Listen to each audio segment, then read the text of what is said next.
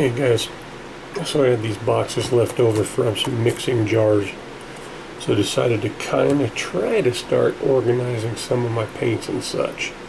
I've got on my list to try is some of the new Createx illustration, and there's another one that I think I want to purchase is golden high flow acrylics.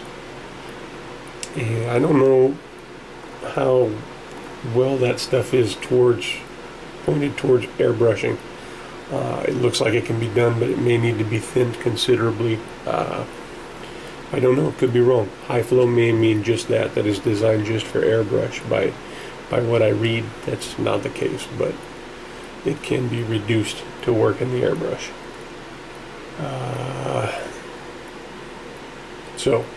Because I'm really, even these colors here, I'm in no real position to even give you a clue of how they work. I mean, they spray through the airbrush.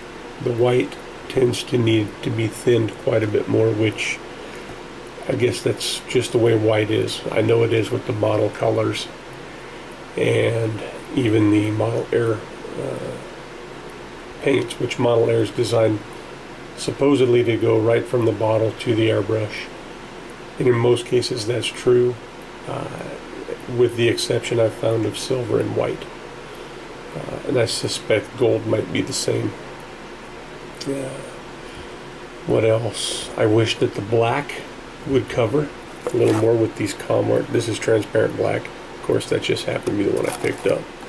But even the opaque black needs to, I wish it would cover more.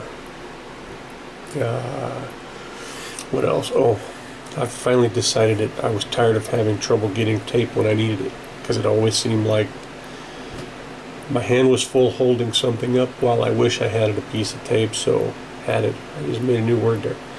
I went ahead and took this, since we're not going to be wrapping any presents for some time. And it sure puts the tape in a handy place. That's just, to me, a tape, nothing special. Can get it just about anywhere. I found the rest of my stencils as far as the True Flames. You can see they've been used once on the video you see here. The only other time these templates have been used was on a semi-truck build that I did, which is on another channel, which is the Mad Modeler.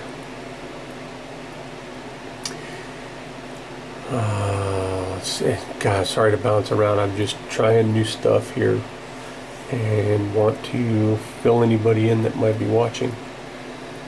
I've got an airbrush that's having an issue. The issue is the airflow. Push the trigger down, I'm not getting trigger return.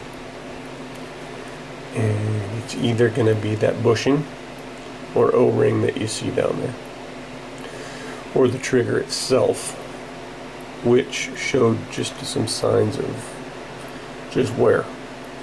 So I used that kind of abrasive wheel right there, hopefully to polish it up just a smidge. We'll see how it works. Either way, I got plenty of other airbrushes to play with. As a matter of fact, I don't know if I mentioned it or not, but I actually got this old beauty here working.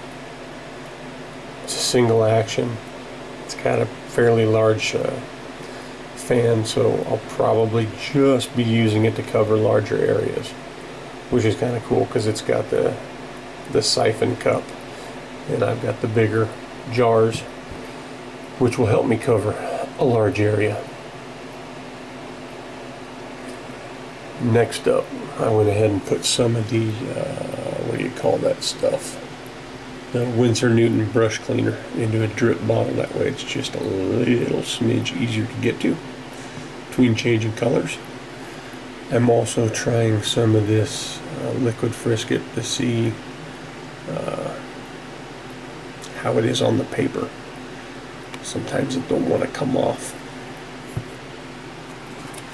I've got the starting of another joker back there. If nothing else, these starts and stops are just helping me practice some blending and such, which you can see down here on the neck. I don't know if you can figure out who that is. My wife was able to, but it's just the starting of Willie Nelson photograph. I don't know if it's originally in black and white or not. I found it in color and thought, well, I had some skin tone in the airbrush already, I might as well use it. So went out and sketched out the eyelids real fast, the major shadow under the nose to help locate things. The sketch itself took a couple of minutes, and went in with the airbrush. And I think now I'm going to make a template. I'm going to try again so I can get a little smoother on the blends, because I was using the Sotar, and I think it's got a super fine needle in it, and I was probably holding it too close. In other words, I'm going to give this another try.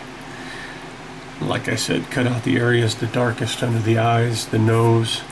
I think there's a major shadow here under the lip. And just to work on the skin tones, as you can see. Another thing I've tried here, which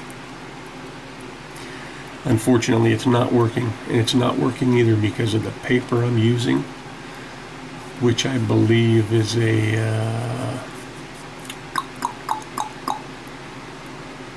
it's a mixed media, but it's vellum. I believe it's a vellum surface. So one thing I tried was using a razor to remove some of the paint to bring out the highlights, and I don't like the way that looked, so it's kind of shredding the paper. So I'm either using the wrong blade, which could be using just a standard number 11, and then I also have from my drawing somewhere here, there we go, one of these powered erasers, which just spins it. That's all it does. And there again, I'm getting no, it's not whitening it at all that I see. So well, I'd like to see more than that if it did it at all. So yeah, and that could just be, maybe that's too smooth of an eraser. Maybe I need to find one that's more towards ink, that's a little more abrasive. Warning, if you try that, be gentle with the paper, because I imagine that would tear through paper real fast. It spins pretty good. So I guess we're going to call this the first portrait. Yep. And I'm going to leave it just like it is, considering a learning experience. Sketch it out again, cut out a template, see what it comes out like next time. Cool? See ya.